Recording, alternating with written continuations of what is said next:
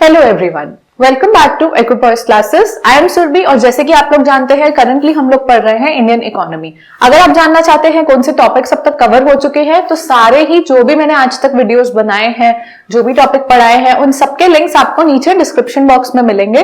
कोई कंफ्यूजन रह जाती है तो आप लोग कॉमेंट सेक्शन में क्लियर कर सकते हैं। तो हमारा टॉपिक ऑफ डिस्कशन, अगर आपने मेरी लास्ट वीडियो देखी है, लास्ट 2 वीडियोस से आपको पता लग रहा होगा कि जो हमारा मेन टॉपिक चल रहा है वो है रूरल डेवलपमेंट। तो रूरल से हमें क्या लगता है? एग्रीकल्चर, क्योंकि रूरल और एग्रीकल्चर का आपस में बहुत स्ट्रॉन्ग लिंक है। तो हमने ये समझा कि रूरल डेवलपमेंट क्या होती है, फिर रूरल क्रेडिट चाहिए होता है डेवलपमेंट के लिए, और क्रेडिट हमें कहां कहां से मिलता है, इंस्टीट्यूशनल सोर्स हो गए, नॉन इंस्टीट्यूशनल सोर्स हो गए, ये सब हमने समझ लिया। पर रूरल डेवलपमेंट के लिए क्या सिर्फ रूरल क्रेडिट ले लेना एकमात्र सोल्यूशन हो सकता है? नहीं। इट्स इंपॉर्टेंट कि जो एग्रीकल्चर में जो प्रोडक्शन हो रही है या जो फार्मर प्रोड्यूस है उसकी मार्केटिंग प्रॉपर तरीके से हो। ऐसा होता है कई बार कि एक एग्रीकल्चरल प्रोड्यूस बन गया है लेकिन वो मार्केट में सेल नहीं हो पा रहा क्योंकि जो बीच के स्टेप्स हैं यानी एग्रीकल्चरल मार्केटिंग नहीं हो रही उसकी प्रॉपर तरीके से, या फिर अगर एग्रीकल्चर इतने लोगों को एम्प्लॉय कर रहा है लेकिन फिर भी जीडीपी में उतना कंट्रीब्यूट नहीं कर पा रहा है, तो इट्स इंपॉर्टेंट कि इट्स हाई टाइम कि अब थोड़ा एग्रीकल्चर में डाइवर्सिफिकेशन हो और जो लोग एक्स्ट्रा हैं, यानी अगर एग्रीकल्चर लैंड पे अगर 2 लोगों की जरूरत है पर 6 लोग काम कर रहे हैं तो जो 4 लोग एक्स्ट्रा हैं उन लोगों को किसी और तरफ लगाया जाए, डाइवर्सिफिकेशन हो जिससे कि आउटपुट भी ग्रो करे और उन लोगों की प्रोडक्टिविटी भी वेस्ट ना हो। तो आज हमारा टॉपिक यही रहेगा। हम बात करेंगे एग्रीकल्चरल मार्केटिंग की और एग्रीकल्चरल डाइवर्सिफिकेशन की। स्टार्ट हम करेंगे मार्केटिंग से। तो मार्केटिंग क्या होती है? Process of marketing farm produce through wholesaler and stockist to ultimate consumer. So basically it is the process जिससे आप फार्म प्रोड्यूस जो है वो होलसेलर के थ्रू या स्टॉकिस्ट के थ्रू अल्टीमेट कंज्यूमर तक पहुंचाते हैं। लेकिन सिर्फ एक लाइन में इसे समझना इतना आसान नहीं है, तो मैंने एक छोटा सा एक फ्लो करके एक बनाया है जिससे हार्वेस्टिंग को मैंने बॉक्स में रखा है, सेलिंग को मैंने बॉक्स में रखा है, बाकी जो बीच के स्टेप्स हैं। सो बेसिकली एग्रीकल्चरल मार्केटिंग है आपके हार्वेस्टिंग और सेलिंग के जो बीच के ये स्टेप्स हैं, ये सारे स्टेप्स को कहते हैं एग्रीकल्चरल मार्केटिंग। उसमें क्या आ जाता है? प्रोसेस करना, गैदर करना प्रोडक्ट्स को, फिर जिन प्रोडक्ट्स को गैदर किया है उन प्रोडक्ट्स को प्रोसेस करना, फिर ग्रेड करना, क्वालिटी चेक करना, पैकेजिंग करना, स्टोर करना फ्यूचर सेलिंग के लिए। तो ये सारे जो आपके स्टेप्स हैं ये इनको मिला के हम कहते हैं कि एग्रीकल्चरल मार्केटिंग। तो सुनने में और पढ़ने में ये समझ आ रहा है कि अगर एग्रीकल्चरल मार्केटिंग ठीक तरीके से होगी तो आउटपुट ज्यादा बनेगा भी और बिना खराब हुए ज्यादा बिकेगा भी, जिससे इनकम ज्यादा आएगी और फार्मर वेल ऑफ होंगे और रूरल डेवलपमेंट में हेल्प होगी। ये मैंने आपको शॉर्ट में समझाया है। हम जानेंगे इसके फीचर्स कि फीचर्स क्या होते हैं एग्रीकल्चरल मार्केटिंग के। सो बेसिकली एग्रीकल्चरल मार्केटिंग में high storage and transport cost होती है, डेफिनेटली होगी, क्योंकि एग्रीकल्चरल प्रोडक्ट्स जो हैं उनको स्टोर करना भी इजी नहीं है, वो पेरिशेबल होते हैं, साथ साथ उनकी ट्रांसपोर्टेशन कॉस्ट भी बहुत ज्यादा आती है क्योंकि उन एरियाज में रोड प्रॉपर डेवलप नहीं होती, कनेक्टिविटी अच्छी नहीं होती। इन रीजन से स्टोरेज और ट्रांसपोर्ट कॉस्ट बढ़ जाती है। फिर पेरिशेबल होते हैं नेचर से, ये तो हमें पता है। अगर प्राइस डिक्रीज होता है एग्रीकल्चरल प्रोडक्ट का तो उसकी डिमांड ना एकदम से बहुत ज्यादा इंक्रीज नहीं हो जाती। इकोनॉमिक्स में एक मेजर चीज और एक जो बेसिक चीज होती है वो होती है प्राइस अगर किसी चीज का कम हुआ तो उसकी डिमांड ज्यादा हो जाएगी। ये एक बेसिक चीज है। ऐसे ही प्राइस किसी चीज का बढ़ा, अगर आप सप्लाई साइड से सोचें, आप प्रोड्यूसर है तो आप उसको सप्लाई ज्यादा करना चाहेंगे क्योंकि आपको उसके बदले ज्यादा प्राइस मिल रहा है। आई होप ये क्लियर है। तो एग्रीकल्चर में क्या होता है, ये नहीं होता फॉलो प्रॉपरली, क्योंकि अगर प्राइस डिक्रीज हो रहा है एग्रीकल्चरल प्रोडक्ट का तो उसकी डिमांड ना बहुत ज्यादा प्रोपोर्शन से इंक्रीज नहीं होती, स्मॉलर प्रोपोर्शन से इंक्रीज होती है। ऐसे ही अगर प्राइस इंक्रीज होता है तो सप्लाई इंस्टेंटली इंक्रीज नहीं हो सकती। क्यों? क्योंकि हार्वेस्टिंग और जो आप क्रॉप कर रहे हैं, सो कर रहे हैं, उसको हार्वेस्ट कर रहे हैं, उसका ना एक सर्टेन टाइम पीरियड है और वेदर कंडीशंस पे डिपेंडेंट है, लैंड, सॉइल, फर्टिलिटी, हर चीज पे डिपेंडेंट है। तो अगर प्राइस बढ़ भी गया तो फार्मर एकदम से, ये कोई टी शर्ट तो है नहीं जिसकी प्रोडक्शन आप एकदम से बढ़ा दो, उसमें भी टाइम लगता है। ये एग्रीकल्चरल प्रोडक्ट है, इसीलिए जब प्राइस बढ़ता है तो इसकी सप्लाई एकदम से इंक्रीज नहीं हो पाती। और अगर आप सोचो सप्लाई आज इंक्रीज करता है तो आप उसके लिए ज्यादा उगाओगे, ज्यादा टाइम लगेगा, लेकिन वो अपने टाइम लैग के बाद ही आपको प्रोडक्ट मिलेगा, एकदम इमीडिएटली नहीं मिलेगा। तो ये यहाँ पे एक पॉइंट है, एक फीचर है। फिर advertising, sale promotion does not exist. Agriculture field में ही ओवरऑल या एग्रीकल्चर सेक्टर में ही एडवर्टाइजिंग या फिर सेल्स प्रमोशन ना बहुत ज्यादा एग्जिस्ट नहीं करती। पहले तो ये वे ऑफ लिविंग है, फार्मर अपने लिए बनाते हैं, लेकिन अब जो कमर्शियलाइज भी करते हैं उनके पास इतना पैसा ही नहीं है, नॉर्मल अपना बनाने के लिए तो पैसा नहीं है, तो वो लोग यहाँ पे एडवर्टाइज करें और सेल्स को प्रमोट करें, उस चीज को एग्जिस्ट यहाँ पे नहीं करती अभी। फिर यही जो मैंने पॉइंट बोला, farming it's a way of life rather than commercial proposition. Okay, then price of agricultural product determined by government या होलसेलर।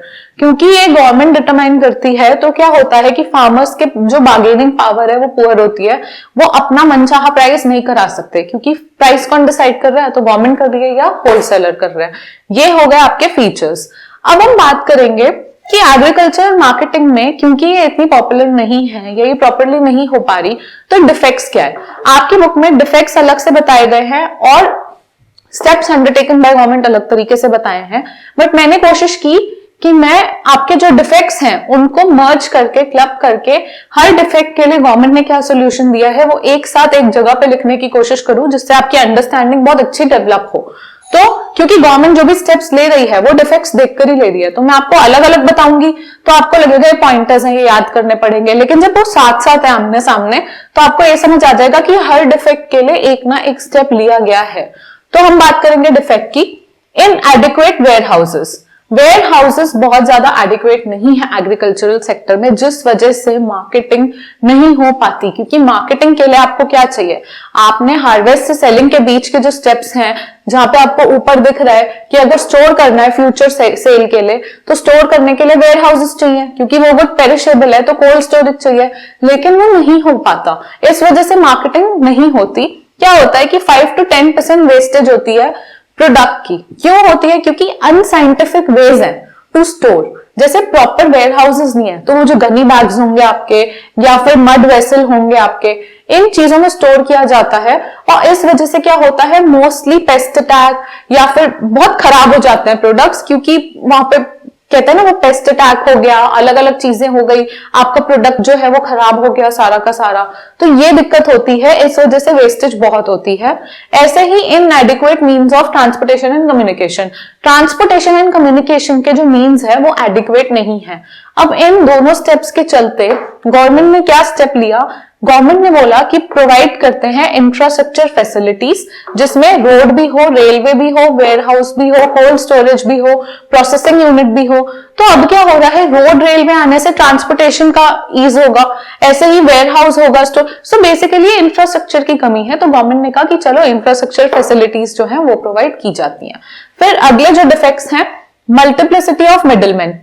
क्या होता है कि कुछ भी खरीदारी के लिए अगर एक एग्रीकल्चरल प्रोडक्ट खरीदा और उसके बदले प्रोड्यूसर को, जो कंज्यूमर है, आप प्रोड्यूसर है, मैंने आपसे खरीदा, मैं कंज्यूमर हूं, मैंने अगर 1 रुपया दिया है एक प्रोडक्ट का, तो बीच में इतने मिडलमैन हैं कि आप जो असली प्रोड्यूसर है आप तक सिर्फ 40 पैसा आ रहा है, बाकी का 60 पैसा कौन ले गया, मिडलमैन ले गए। तो ये दिक्कत हो रही है मल्टीप्लाई होने की वजह से मिडलमैन के। मिडलमैन मल्टीप्लाई मतलब 1 से 2, 2 से 3, बहुत सारे बीच में लोग हैं प्रोड्यूसर और सेलर के बीच में। तो मैं आपने जो प्रोडक्ट बनाया, अगर आप मेरे को डायरेक्टली बेचते 1 रुपए का, तो मैं 1 रुपया आपको देती, लेकिन मेरे को जिसने बेचा, मैंने 1 रुपया किसी और को दिया, उसने अपने पास कुछ हिस्सा रखा, 80 पैसा किसी और को दिया, उसमें से 80 पैसे में से उसने कुछ रखा, उसने आगे दिया, ऐसे कर करके जो आप असली प्रोड्यूसर है आप तक सिर्फ 40 पैसा आता है। तो ये बुक बताती है आपकी। उसके बाद malpractices in unregulated market. Market regulated नहीं है, जिसकी वजह से जो प्रैक्टिसेस हैं वो अनएथिकल होती हैं। वहां पे रेगुलेशन ना होने की वजह से अपने मन चाहा रेंट ले लो, प्रोडक्ट का कुछ भी कर लो, तो ये बहुत इशू होता है रूरल सेक्टर में। उसके बाद improper measuring for weighing, grading and standardisation. क्या होता है कि वजन कम करके बताया जाता है। जैसे 1 किलो का माल है, अगर किसी ने 1 किलो मांगा है तो उसको कुछ ग्राम ही देंगे, 1 किलो प्रॉपर नहीं देंगे, और वो स्टैंडर्डाइजेशन नहीं हो पाता, वे प्रॉपर नहीं किया जाता। यानी ये सब अनरेगुलेशन है, बेसिकली अनरेगुलेटेड मार्केट है। उसके बाद इनएडिक्वेट मार्केट इंफॉर्मेशन। मार्केट इंफॉर्मेशन बहुत ज्यादा एडिक्वेट नहीं होती, कंप्लीट मार्केट इंफॉर्मेशन नहीं होती। जो फार्मर है जिन्हें बेचने जाना है उन्हें पता ही नहीं कि उनका प्रोडक्ट कौन खरीदेगा, कितना प्राइस मिल रहा है, क्या सब्सिडी मिल रही है, क्या एक्स्ट्रा बेनिफिट मिल रहा है, वो लोग अवेयर नहीं होते, मार्केट इंफॉर्मेशन प्रॉपर नहीं होती। इन सब प्रॉब्लम्स को देखते हुए गवर्नमेंट ने क्या स्टेप लिया? गवर्नमेंट ने कहा कि एस्टैब्लिश करते हैं regulated market. Regulated market establish करने से क्या होगा? स्टैंडर्डाइजेशन होगा वेज में, फिर फिक्स चार्जेस या फीस होगी, कुछ भी ऐसे ही अनाप शनाप रेट नहीं कोट किए जाएंगे, कुछ फिक्स चार्जेस होंगे, फिक्स रेट होंगे। प्रोवाइडिंग रिलायबल मार्केट इंफॉर्मेशन, क्योंकि रेगुलेशन आएगी तो मार्केट इंफॉर्मेशन भी रिलायबल प्रोवाइड की जाएगी।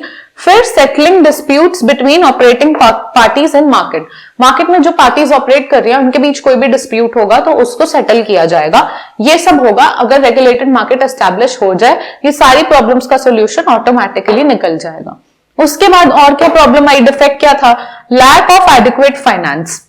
हमने देखा फाइनेंस नहीं मिलता था, इसीलिए हमने रूरल क्रेडिट पढ़ा, और इसीलिए गवर्नमेंट ने क्या स्टेप लिया? गवर्नमेंट ने कहा कि कोऑपरेटिव मार्केट एस्टैब्लिश कर दो। और हमने देखा था कि कोऑपरेटिव मार्केट एक तरह का इंस्टीट्यूशनल सोर्स है, यानी फॉर्मल सेक्टर सोर्स है रूरल क्रेडिट लेने का। तो ये यहाँ पे सोल्यूशन आया। अब कुछ इंपॉर्टेंट पॉइंट्स की बात कर लेते हैं कि important instruments to safeguard interest of farmer. तो गवर्नमेंट की तरफ से गवर्नमेंट ने फार्मर का इंटरेस्ट सेफगार्ड करने के लिए कि फार्मर जो है वो प्रॉपर क्रॉप ग्रो करे, बनाए, बेचे और उसका माल खराब ना हो, एट द सेम टाइम उसके जितने पैसे बनते हैं वो भी मिल जाए, उसके लिए जो मेजर्स दिए गए वो है एक मिनिमम सपोर्ट प्राइस फिक्स कर दिया गया। जैसे कि एमएसपी जो है अभी 24 एग्रीकल्चरल कमोडिटीज में एप्लीकेबल है, ऐसे ही पब्लिक डिस्ट्रीब्यूशन सिस्टम आया। तो ये चीजें, बफर स्टॉक, ये सारी चीजें गवर्नमेंट ने मेक श्योर की कि फार्मर को भी नुकसान ना हो और वो जो क्रॉप है उसको भी नुकसान ना हो, वो भी सही लोगों तक पहुंच जाए, लेकिन फार्मर को भी एक लेवल ऑफ इनकम जो है वो प्रॉमिस कर दी जाए। इस वजह से एमएसपी आया। तो ये एक इंपॉर्टेंट पॉइंट है। फिर आ जाता है alternative marketing channel. Marketing channel alternative भी हो सकते हैं, जहां पे क्या होता है आपका कि farmer directly sell the produce to consumer. अभी मिडलमैन आ रहे हैं, मिडलमैन बहुत सारे हो रहे हैं, मल्टीप्लाई हो रहा है, इसलिए प्रॉपर पैसा नहीं जा पा रहा है, या बीच में गवर्नमेंट का रोल आ रहा है, गवर्नमेंट कहीं एमएसपी फिक्स कर रही है, गवर्नमेंट एक मिनिमम सपोर्ट प्राइस पे फार्मर से ले रही है, यानी क्रॉप ग्रो करने से पहले भी फार्मर को प्रॉमिस कर दिया गया कि आप अगर इतना कर रहे हैं आपको इतना पैसा मिल जाएगा, उसके आगे इतने पैसे पे गवर्नमेंट खरीद लेगी अगर आपका माल नहीं बिकता है, यानी फार्मर को उतनी इनकम तो मिलेगी मिलेगी, और फिर गवर्नमेंट उसको उतने में लेके मार्केट में आगे सेल करेगी।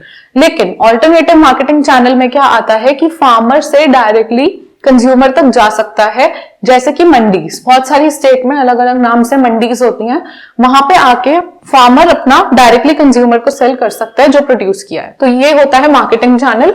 तो हमने देखा कि मार्केटिंग में फीचर्स क्या है, डिफेक्ट्स क्या है, गवर्नमेंट ने क्या स्टेप लिए हैं, एंड ऑल्टरनेटिव मार्केटिंग चैनल्स में क्या होता है और कैसे हो सकता है। अब हम बात करेंगे diversification of agricultural activities.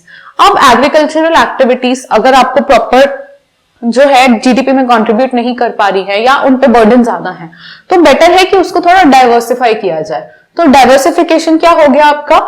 Major proportion of increasing labour force in agricultural sector. जैसे कि हमने देखा लेबर फोर्स बहुत ज्यादा मेजर प्रपोर्शन में इंक्रीज हो रही है एग्रीकल्चरल सेक्टर में। It needs to find alternate employment opportunities in other non farm sectors. So basically जो एक्सेस लेबर फोर्स आ रही है एग्रीकल्चर में, उसको जरूरत है कि नॉन फार्म सेक्टर्स में एम्प्लॉयमेंट ढूंढा जाए और ऑल्टरनेटिव एम्प्लॉयमेंट अपॉर्चुनिटीज उनको मिले।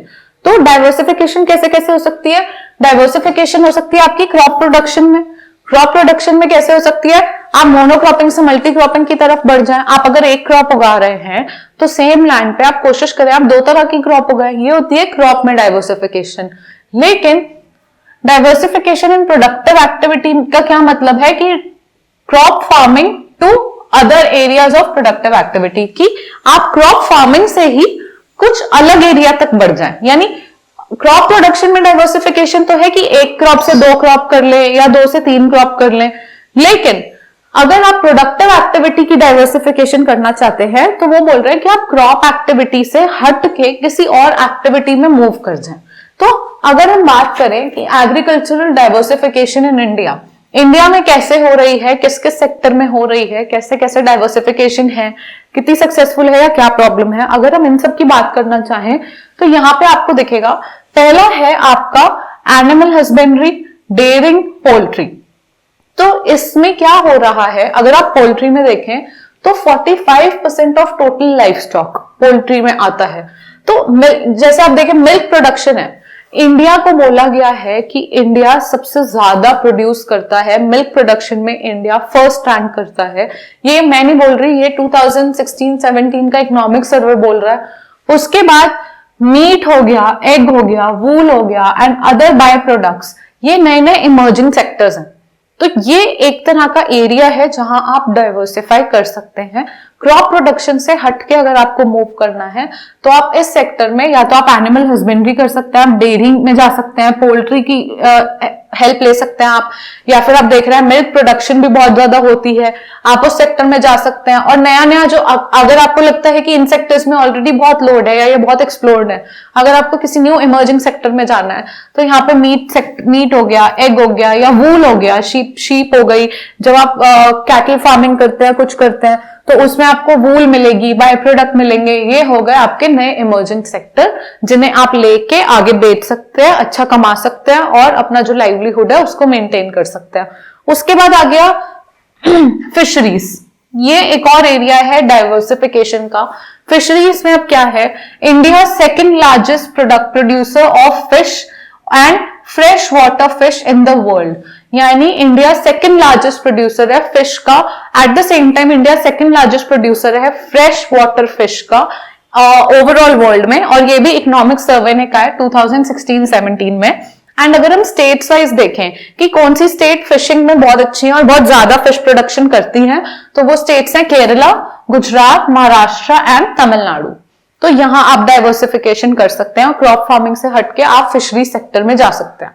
देन हॉर्टिकल्चर, हॉर्टिकल्चर में क्या होता है, हॉर्टिकल्चर से क्या आपको समझ आता है कि हॉर्टिकल्चर में आके आपका fruits, vegetables, flowers, medicinal plants, aromatic plants, क्योंकि आपको पता है आजकल अरोमा थेरेपी और ये सब का बहुत ज्यादा फैशन हो गया है, ये ट्रेंडिंग है या ये न्यू एक्सप्लोर्ड सेक्टर है, तो यहाँ पे इन प्लांट्स की भी बहुत वैल्यू होती है। तो ये सारी चीजें आती है हॉर्टिकल्चर में। अब इसके बारे में हम कुछ पॉइंटर्स देखेंगे। 1991 से 2003 तक गोल्डन रेवोल्यूशन हुआ। गोल्डन रेवोल्यूशन क्या हुआ, प्लान्ड इन्वेस्टमेंट हुई हॉर्टिकल्चर सेक्टर में, कि इस सेक्टर में यानी फ्रूट्स, वेजिटेबल, फ्लावर्स, इन सब सेक्टर में आप प्लान्ड इन्वेस्टमेंट करो ताकि ये सेक्टर ग्रो करे और जो एग्रीकल्चर में बर्डन हो रहा है या जो क्रॉप प्रोडक्शन में बर्डन हो रहा है उससे हटा के जो एम्प्लॉयमेंट लानी है वो आप इस सेक्टर में लाओ, ये प्रोडक्शन करो आप। तो ये गोल्डन रेवोल्यूशन हुआ। फिर इंडिया लार्जेस्ट प्रोड्यूसर किन चीजों में है, banana, mango, coconut, cashew, papaya, इन सब में, इन फ्रूट्स में, ड्राई फ्रूट में इंडिया लार्जेस्ट प्रोड्यूसर है ऑलरेडी। उसके बाद आ जाता है largest producer and exporter of spices. Spices में India largest producer and exporter है। देन सिंस 2012-13 के बाद से अब तक हॉर्टिकल्चर प्रोडक्शन जो है वो ज्यादा है फूड ग्रेन प्रोडक्शन से। और ये भी मैं नहीं कह रही, ये इकोनॉमिक सर्वे कह रहा है आपका 2016-17 का कि हॉर्टिकल्चर प्रोडक्शन ज्यादा रही है फूड ग्रेन प्रोडक्शन से till this time. Then cottage आपका फोर्थ जो आ जाता है सेक्टर जहां पे एग्रीकल्चरल डाइवर्सिफिकेशन हो सकती है, जैसे हॉर्टिकल्चर से आप हट गए, अगर अब आप यहाँ पर आए तो ये हो गया cottage and house hold industry. इसमें क्या आ जाता है आपका स्पिनिंग, वीविंग, डाई करना, ब्लीच करना, ओके। सो ये सब आ जाता है आपका cottage and house hold industry में। इसमें भी जो आजकल न्यू इमर्जिंग सेक्टर है वो है डॉल मेकिंग, ठीक है, कैंडल मैन्युफैक्चरिंग, की कैंडल को बनाकर उसको मैन्युफैक्चर किया जाए। उसके बाद बी कीपिंग हो गया। तो ये सब चीजें क्या करती हैं, एक गांव में, जैसे हम रूरल डेवलपमेंट की बात क्योंकि कर रहे हैं, तो गांव में जो वुमेन ग्रुप है, आजकल वुमेन ग्रुप के थ्रू ये सब इमर्ज हो रहा है, चाहे वो डॉल मेकिंग हो, कैंडल मैन्युफैक्चरिंग हो, इस एरिया में वुमेन आ रही है, क्रॉप प्रोडक्शन से हटके cottage and house hold industry में ग्रो कर रहा है। तो ये एक पॉइंट हो गया। लेकिन प्रॉब्लम्स हम अगर देखें कि इन सेक्टर्स में अलग अलग जगह पे डाइवर्सिफाई करने में प्रॉब्लम क्या है, तो प्रॉब्लम लाइवली स्टॉक में क्या प्रॉब्लम है आपका, लाइव स्टॉक में क्या प्रॉब्लम है आपका, लो प्रोडक्टिविटी है। लाइफ स्टॉक में आपका लो प्रोडक्टिविटी है, यानी as compare to other countries हमारी प्रोडक्टिविटी कम है लाइफ स्टॉक में। उसके बाद फिशरीज में क्या प्रॉब्लम है? फिशरीज में प्रॉब्लम है, फिशिंग सेक्टर में प्रॉब्लम है ओवर फिशिंग की, पोल्यूशन की। तो इसको कैसे ओवरकम किया जा सकता है कि आप पोल्यूशन कंट्रोल करें, ओवर फिशिंग यानी फिशिंग पे आप कुछ रिस्ट्रिक्शंस लगाएं और इसको कंट्रोल करके फिशिंग सेक्टर को ग्रो करने दें। हॉर्टिकल्चर में क्या प्रॉब्लम है? इन्वेस्टमेंट की। इस सेक्टर में इन्वेस्टमेंट है, फिर भी उतनी नहीं है कि ये नेक्स्ट लेवल ग्रोथ लाए या ये बहुत ज्यादा एम्प्लॉयमेंट प्रोवाइड कर पाए। इन्वेस्टमेंट है नो डाउट, क्योंकि हमें दिख रहा है कि इंडिया कैसे लार्जेस्ट प्रोड्यूसर है कितने सारे फ्रूट्स में, ड्राई फ्रूट्स में, या India largest producer and exporter है स्पाइसेस में। लेकिन इसमें और इन्वेस्टमेंट की जरूरत है ताकि ये एम्प्लॉयमेंट और जनरेट करे और रूरल डेवलपमेंट हो पाए। तो ये टॉपिक यहीं तक थे। बात हमने एंड में यही की, अगर आप समझना चाहें कि हमने एग्रीकल्चर डाइवर्सिफिकेशन और मार्केटिंग की बात क्यों की, क्योंकि हम बात कर रहे हैं रूरल डेवलपमेंट की। हमें अपने माइंड में ये नहीं भूलना कि हमारा जो मेन टॉपिक है, टॉपिक ऑफ डिस्कशन है, वो क्या है? वो है रूरल डेवलपमेंट। और रूरल डेवलपमेंट करने के लिए ही हमने रूरल क्रेडिट भी पढ़ा, रूरल क्रेडिट के सोर्सेस भी पढ़े, क्योंकि इट्स इंपॉर्टेंट टू नो कि हमें क्रेडिट मिलता कहां से रूरल एरिया में।